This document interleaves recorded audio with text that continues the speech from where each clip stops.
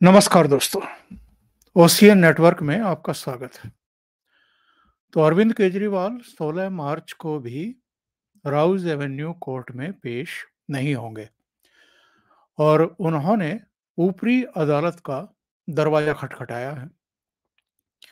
Rouse Avenue court ने जो समन उनको जारी किया था, उसको चुनौती दी है और जाहिर है, इस चुनौती देने के पीछे एकमात्र कारण है किसी भी तरीके से ईडी के सामने प्रस्तुत होने की नौबत ना आने पाए, यानी ऐसी अप्रिय स्थिति को टाला जाए कि ईडी इनसे पूछताछ करे, उसके बाद गिरफ्तार करे और इनको भी मनीष सिसोदिया, संजय सिंह, विजय नायर और दूसरे गिरफ्तार अभियुक्तों के पास तिहाड़ जेल की यात्रा करा दे।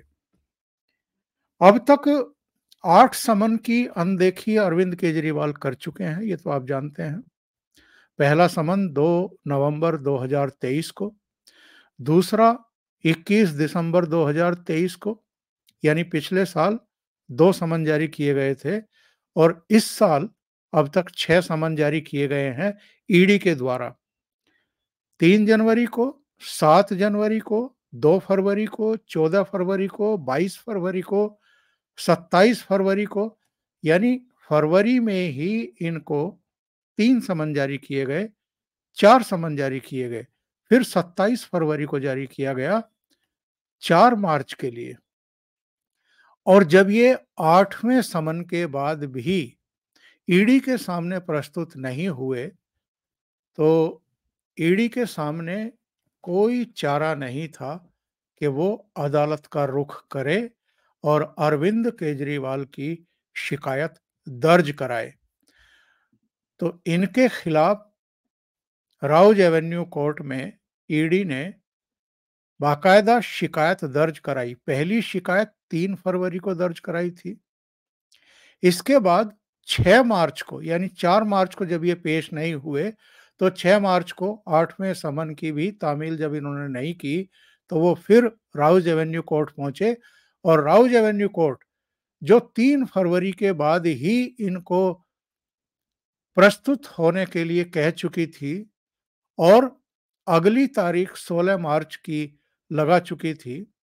15 फरवरी को भी सुनवाई की गई थी और 15 फरवरी को जब ये प्रस्तुत नहीं हुए और इन्होंने ये निवेदन किया कि वो अगली तारीख कोई दे दें और उस पर मैं व्यक्तिगत रूप से ज़रूर कोर्ट में प्रस्तुत हो जाऊँगा, तो अदालत ने 16 मार्च की तारीख इनको दे दी थी। अदालत एक्चुअल में ये जानना चाहती थी कि आपने अभी तक ईडी के द्वारा जारी किए गए जितने भी समन हैं, उनकी अनदेखी क्यों की और आप पूछताछ के लिए उपस्थित क्यों नहीं हो रहे हैं? तो इन्होंने कहा जी मैं तो कोर्ट में पेश हो जाऊँगा, मुझे कोई दिक्कत नहीं है। आप मुझे अगली तारीख दे दो। जब राउज एवेन्यू कोर्ट ने 1 महीने बाद की तारीख दी, तब राउज एवेन्यू कोर्ट के ऊपर भी सवाल खड़े हो रहे थे कि ऑलरेडी इतनी देरी हो चुकी है। वही पहला समन नवंबर 2023 में जारी हुआ था और ये लगातार लटकाते ही आ रहे हैं, इंटेंसली करते आ रहे हैं। कभी बहाना बना देते हैं कि साहब मैं तो विधानसभा के चुनाव प्रचार कर रहा हूँ, 5 राज्यों का चुनाव हो रहा है। कभी कहते हैं मैं तो विपश्यना के लिए जा रहा हूँ। कभी कोई और बहाना बनाते हैं, कभी कहते हैं कि ये तो समन अवैध हैं, इसमें तो यही नहीं बताया गया है कि मैं अभियुक्त हूँ, मैं आरोपी हूँ, गवाह हूँ, मुख्यमंत्री हूँ, आम आदमी पार्टी का अध्यक्ष, संयोजक हूँ, किस हैसियत से मुझे बुला रहे हैं जी? यानी लगातार इनकी कोशिश थी कि किसी भी तरीके से ईडी के समक्ष उपस्थित ना हुआ जाए और क्यों बच रहे थे? ताकि जो हालत आज संजय सिंह की, मनीष सिसोदिया, विजय नायर की है, वो इनकी ना होने पाए। ये लोकसभा चुनाव तक किसी भी हालत में बचे रहना चाहते थे। इनकी कोशिश तो ये है कि लोकसभा चुनाव भी हो जाएँ, उसके बाद भी इनको ईडी के सामने पेश ना होना पड़े, क्योंकि एक लंबी-चौड़ी लीगल टीम बना रखी है, उसको दिल्ली गवर्नमेंट के खजाने से पेमेंट हो रहा है। अरविंद केजरीवाल की तो लंगोटी भी नहीं भीग रही है। तो इसलिए इनको लगता है कि ये बचे रहेंगे और बचने के सारे उपाय अब खोज भी लिए हैं उन्होंने। क्योंकि 16 मार्च को इनको राउज एवेन्यू कोर्ट में पेश होना था। जैसा कि राउज एवेन्यू कोर्ट को इन्होंने, अब तो मैं कह सकता हूँ कि झांसा दिया था, टाइम बाइंग करने के लिए कि टाइम और ले लो, 1 महीने का टाइम कोर्ट से और ले लो, ताकि प्रस्तुत ना होना पड़े। वरना पहले तो इनको 12 फरवरी को प्रस्तुत होने के लिए कहा गया था। 12 फरवरी को भी नहीं पेश नहीं हुए, उसके बाद कहा कि आगे की तारीख दे दो, 16 मार्च दे दिया गया। 16 मार्च को भी प्रस्तुत ना हो, इसलिए अब अतिरिक्त सेशन कोर्ट चले गए और इस समन को ही चुनौती दे दी। यानी अब भी ये प्रस्तुत होने को तैयार नहीं हैं। एक्चुअल में इनका थोड़ा-सा गणित गड़बड़ा गया है। 2019 में लोकसभा चुनाव के लिए कार्यक्रम की घोषणा 11 मार्च 2019 को हुई थी। इन्होंने 12 मार्च के बाद की कोई तारीख देने के लिए ये सोच करके दिया था कि 11 मार्च को नहीं तो 12 मार्च को इस बार चुनाव आयोग लोकसभा चुनाव की घोषणा कर देगा, आचार संहिता जारी कर देगा और उसके बाद ये बहाना लेकर के सुप्रीम कोर्ट पहुंच जाएंगे कि साहब देखिए, लोकसभा चुनाव की घोषणा हो चुकी है, आचार संहिता लागू हो गई है, मुझे अपनी पार्टी का संयोजक होने के नाते, मुख्यमंत्री होने के नाते टिकट बाँटने का पूरा अधिकार है, चुनाव प्रचार करने का भी अधिकार है, मैं अपनी पार्टी के लिए चुनाव प्रचार नहीं करूँगा, तो और कौन करेगा? लिहाजा मुझे जो है इजाज़त दी जाए और ईडी को निर्देश दिए जाएँ कि जब तक लोकसभा चुनाव कंप्लीट ना हो जाएँ, नतीजे ना आ जाएँ, तब तक वो मुझे अगला समन जारी ना करे। लेकिन चूँकि 2 चुनाव आयुक्तों की पोस्ट खाली हो गई थी और वो दोनों आयुक्तों की पोस्ट भरी जानी थी, नियुक्तियाँ होनी थी, इसलिए चुनाव आयोग जो है वो अभी तक भी लोकसभा चुनाव की घोषणा नहीं कर पाया है, आचार संहिता जारी नहीं कर पाया है। और आज 14 मार्च है तो 2 चुनाव आयुक्तों की घोषणा हो गई हैं। एक केरल कैडर से हैं और एक संधू साहब हैं और वो अपना कार्यभार ग्रहण करेंगे, उसके बाद उनकी मीटिंग होगी और कब चुनाव घोषित होंगे अभी भी तय नहीं है। यानी ये 16 मार्च के बाद भी मामला जा सकता है चुनाव घोषणा का। तो अरविंद केजरीवाल को लगा कि अब 16 मार्च को अगर अदालत ने कह दिया कि आप जाइए और ईडी को सहयोग करिए पूछताछ में, तो इनको जाना पड़ेगा। नहीं जाएँगे तो कंटेम्प्ट होगा। तो ऐसे में इन्होंने नया पैंतरा चला कि अब ऊपरी अदालत में इस समन को ही चुनौती दे दो और अगर वहां से भी इनको राहत नहीं मिलती है तो फिर ये दिल्ली हाई कोर्ट में चुनौती देंगे। दिल्ली हाई कोर्ट से भी अगर राहत नहीं मिली तो फिर सुप्रीम कोर्ट जाएंगे। और ये तो अरविंद केजरीवाल समेत इस तरह के तमाम शातिर लोग जानते हैं कि जो हमारे यहाँ एक न्यायिक प्रक्रिया है, जो झोल है कानूनों में, उनका सहारा लेकर के वो लंबे समय तक जांच एजेंसियों से भी बच सकते हैं और कोर्ट जाने से भी बच सकते हैं। एक के बाद एक समन आते रहेंगे, आप ऊपरी अदालत में चुनौती देते रहो और बचते रहो। यानी हमारे यहाँ के जो घटिया कानून हैं, उनका सहारा लेकर के बड़े से बड़े अपराध, भ्रष्टाचार, घोटाले करने वाले लोग और जिम्मेदार पदों पर बैठे हुए लोग भी अपनी जान बचा करके आराम से रोजाना सरकार पर हमले कर सकते हैं, प्रेस कॉन्फ्रेंस कर सकते हैं, वीडियो जारी कर सकते हैं, जनसभाएं जारी रख सकते हैं, प्रत्याशियों को लड़ा सकते हैं, चुनाव भी लड़ सकते हैं। तो ये जो हमारे यहाँ के कानून हैं, इन पर बहुत बड़े सवाल खड़े हो रहे हैं और जो हमारी अदालती प्रक्रिया है, उस पर भी सवाल खड़े हो रहे हैं। वरना जब ईडी 3 फरवरी को पहली बार राउज एवेन्यू कोर्ट गई थी, उसी समय कोर्ट को इन्हें निर्देश दे देने चाहिए थे, जब ये कहा गया था कि जितने समन जारी किए गए हैं, ये सब वैध हैं, आपको उनका पालन करना चाहिए। उसी समय कोर्ट को ये निर्देश भी दे देने चाहिए कि आप जाइए सीधे ईडी और ईडी दफ्तर में जाकर के उनको जांच में सहयोग करिए। ईडी को इनको बुलाने की जरूरत ही नहीं थी, कोर्ट को इनको बुलाने की जरूरत ही नहीं थी। लेकिन कोर्ट ने कहा कि आप पहले हमारे यहाँ आइए और हमें बताइए अभी तक क्यों नहीं जा रहे हैं। और उसके बाद जब इन्होंने कहा कि मुझे एक आगे की कोई तारीख दे दो, 12 मार्च के बाद की तारीख दे दो, तो कोर्ट ने इन पर मेहरबान हो गई और कोर्ट ने इनको फिर 16 मार्च का टाइम दे दिया। अब कोर्ट को झांसा दिया इन्होंने और ऊपरी अदालत में चैलेंज कर दिया उस समन को। तो ये प्रक्रिया इनकी चलती रहेगी आगे भी। यानी ये आगे भी कोर्ट को झांसा देंगे। अब ऊपरी कोर्ट में गए हैं, वहां से भी राहत नहीं मिली तो हाई कोर्ट, फिर सुप्रीम कोर्ट, फिर हो सकता है और कोई रास्ता तलाश कर लें। सुप्रीम कोर्ट तक ये जाएंगे, ऐसा मुझे लगता है। यानी लोकसभा चुनाव की पूरी प्रक्रिया खत्म हो जाएगी, नतीजे आ जाएंगे, नरेंद्र मोदी तीसरी बार इस देश के प्रधानमंत्री पद की शपथ ग्रहण कर लेंगे और अरविंद केजरीवाल हमें और आपको बाहर ही घूमते हुए दिखाई देंगे। और इसमें बहुत हद तक मैं सरकार, केंद्र सरकार की भी ढील मानता हूं, इसमें ईडी की भी ढील मानता हूं।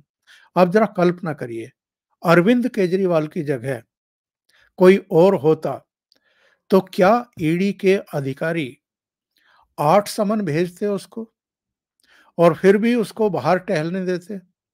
या हेमंत सोरेन, जिनको 10वें समन पर जाकर के गिरफ्तार किया गया, क्या इतनी छूट देते? क्या किसी का मुख्यमंत्री रहते हुए इस तरह की छूट पाना हमारे कानून में है, या कानून सब पर बराबर काम करता है? अगर सब पर बराबर काम करता है, तो फिर इनको छूट क्यों दी गई? इनका लिहाज क्यों किया जा रहा है? इनको सीधे उठा करके और शीश महल से बाहर क्यों नहीं लेकर के आ रही है ईडी? और पूछताछ करके जो इनका हश्र होना है, जो अंजाम होना है, जिस तरह के दस्तावेज ईडी के पास में है, तो इनको वहां क्यों नहीं भेज देती है जहां के ये पात्र हैं और जहां इनको भेजा जाना चाहिए? इनको रोजाना रायता फैलाने के लिए बाहर क्यों छोड़ा हुआ है? ये समझ से बाहर की बात है और इससे इतने गलत संदेश जा रहे हैं जिसका कोई हिसाब किताब नहीं है। अलग अलग राज्य सरकारें अब तो ईडी को, सीबीआई को, एनआईए को, सबको चुनौतियां दे रही हैं। आप जरा पश्चिम बंगाल में देख लीजिए, अगर हाई कोर्ट सख्ती नहीं दिखाता तो इस पूरे मामले की, जो ईडी पर अटैक हुआ था, उसकी जांच जो है वो सीबीआई के सुपुर्द ना की जाती और शाहजहां शेख गिरफ्तार भी नहीं होता। तमिलनाडु की सरकार, एक अवैध खनन का मामला था, रेत खनन का मामला था, जिसमें ईडी ने 5 जिला कलेक्टरों को भी समन जारी किए थे कि पूछताछ के लिए आप आइए।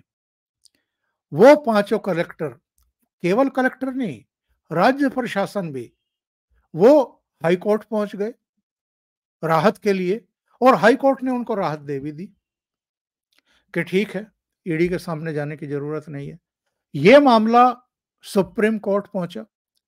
ये फरवरी लास्ट वीक की बात है जब सुप्रीम कोर्ट ने स्पष्ट निर्देश दिए पांचों जिला कलेक्टरों को कि आपको ईडी के सामने प्रस्तुत होना ही होगा। यानी बचाव का कोई रास्ता नहीं है, आप जाइए और सहयोग करिए जांच में। और ये खबर बाकायदा सारे अखबारों में पिछले दिनों आई है। ये मैं आपके लिए उसकी कुछ लेकर के आया हूं जो प्रकाशित सामग्री है।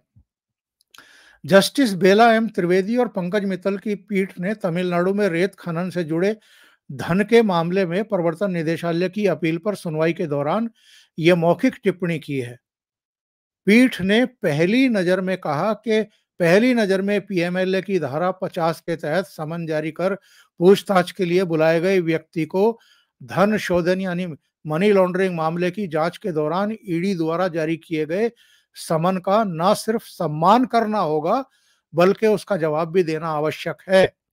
पीठ ने इस बात पर जोर दिया कि ईडी द्वारा समन जारी किए जाने के बाद व्यक्ति को जांच में शामिल होने के लिए पेश होना होगा और पीएमएलए के तहत कार्रवाई के अनुसार यदि आवश्यक हो तो साक्ष्य पेश करना होगा।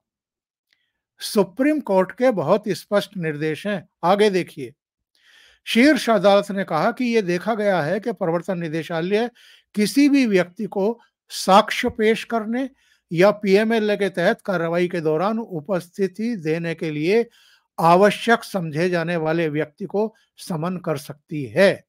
साथ ही कि ईडी द्वारा जिन लोगों को समन जारी किया जाता है, उन्हें ईडी के उस समन का सम्मान करना होगा और जवाब देना होगा। सुप्रीम कोर्ट ने कहा कि पीएमएलए की धारा 50 के तहत प्रवर्तन निदेशालय के अधिकारियों के पास किसी भी व्यक्ति को बुलाने की शक्ति है, जिसकी उपस्थिति वे आवश्यक समझते हैं, चाहे साक्ष्य देना हो या अधिनियम के तहत किसी भी जांच या कार्रवाई के दौरान कोई रिकॉर्ड पेश करना हो। यानी किसी भी व्यक्ति को ईडी बुला सकती है समन जारी करके।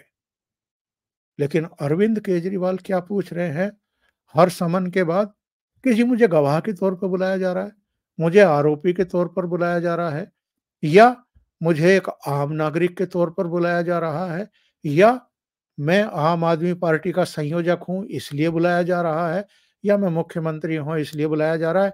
ये समन में कहीं लिखा नहीं है। सुप्रीम कोर्ट तक के स्पष्ट निर्देश हैं और इसका आखिरी पैरा देखिए। इसके साथ ही शीर्ष अदालत ने तमिलनाडु सरकार की ओर से दाखिल याचिका को अजीब और असामान्य बताते हुए राज्य के 5 जिला अधिकारियों के कथित अवैध खनन से संबंधित चल रही धन शोधन मामले की जांच के सिलसिले में प्रवर्तन निदेशालय के सामने पेश होने का निर्देश दिया।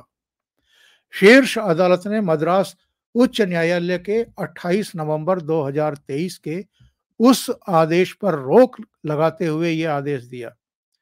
उच्च न्यायालय ने सरकार की ओर से दाखिल याचिका पर विचार करते हुए जिला अधिकारियों के खिलाफ ईडी द्वारा जारी समन पर रोक लगा दी थी। उच्च न्यायालय के आदेश के खिलाफ ईडी ने सुप्रीम कोर्ट में याचिका दाखिल की थी। सब कुछ अरविंद केजरीवाल के खिलाफ है। अभी दिल्ली हाई कोर्ट ने भी इसी तरह का एक निर्देश जारी किया था ईडी के समन को लेकर के कि जाना पड़ेगा। सुप्रीम कोर्ट भी फरवरी के आखिर में तमिलनाडु के 5 जिला अधिकारियों को आदेश दे चुका है कि आप जाइए, पूछताछ में सहयोग करिए।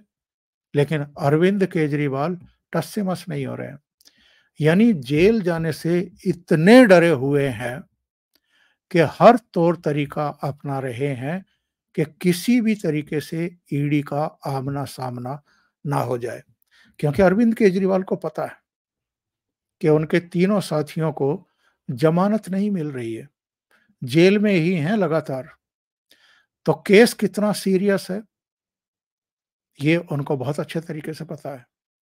लेकिन चूंकि एक राज्य के मुख्यमंत्री हैं, खजाना भी उनके हाथ में है, लंबी चौड़ी लीगल टीम भी बना रखी है, उनके भुगतान भी हो रहे हैं लाखों करोड़ों में, तो इनकी सेहत पर क्या फर्क पड़ता है। लेकिन जरा सोचिए, कोई आम आदमी होता जिसके पास इतनी धन दौलत नहीं है और जिसके पास सत्ता भी नहीं है और एक खजाना भी नहीं है, जो लोगों की खून पसीने की कमाई का पैसा उसमें जमा है, जिसका ये दुरुपयोग कर रहे हैं अपनी खाल बचाने के लिए, तो एक आम आदमी का क्या हाल होता है इस देश में, वो आप और हम जानते हैं। और अगर आपके पास इस तरह का पब्लिक का पैसा है लुटाने के लिए, तो वो आदमी किस तरह बेशर्मी के साथ बाहर रह सकता है और अदालतों को भी झांसा दे सकता है, इसका सबसे निकृष्टतम उदाहरण अरविंद केजरीवाल।